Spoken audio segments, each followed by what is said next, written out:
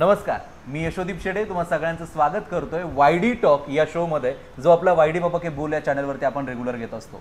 तर आपल्यासोबत आज आहेत ऐश्वर्या जाधव मॅम, ज्यांनी आत्ताच रिसेंटली UPSC एक्झामच्या अंतर्गत जवळपास 161 नंबरची रँक मिळवली आहे. आणि एवढी सगळी रँक मिळवत असताना नेमका त्यांचा काय अनुभव होता, त्यांची कसा हा प्रवास होता, हा आपण त्यांच्याकडून जाणून घेणार आहेत. जागा निघतात 1000, अप्लाय करतात 1 लाख, सिलेक्शन होतं मग काय कमी लोकांचं.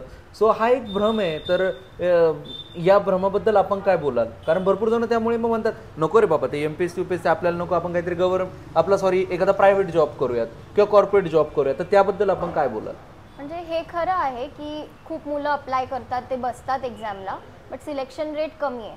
पण असं ट्रू नाही आहे की जे सगळे एक्झामला बसले ते सगळे 100% प्रिपेअर्ड आहे एक्झामसाठी.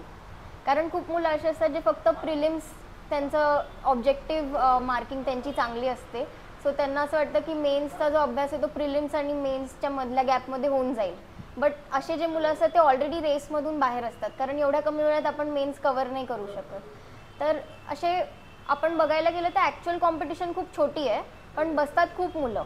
हां, म्हणजे असंही होत असेल की 1 लाख जण अप्लाय करताय, त्यातले सिरियसली पूर्व परीक्षेला 50,000 जात असतील फॉर एक्झाम्पल, किंवा 70,000 जात असतील. त्यातनं सिलेक्ट झालेले जे काही मेन्सला आहेत त्यातली पण काहींची तयारी झाली आहे, तेच जात असतील. काहींची झालेली नाही, ते म्हणतील नको बाबा वेळ जाईल, आपण अजून स्टडी करूयात, म्हणून ते जात नसतील. आणि नंतर बाकीचे जण इंटरव्ह्यूला काही जण जात आहे न जात आहे. म्हणजे आपण म्हणू शकतो की अफवा जास्त पसरवल्या जातात की खूप जण जात आहे, खूप जण जात आहे, पण ॲक्च्युअलमध्ये प्रिपरेशन करणारे तेवढे नाही आहेत. Right, exactly.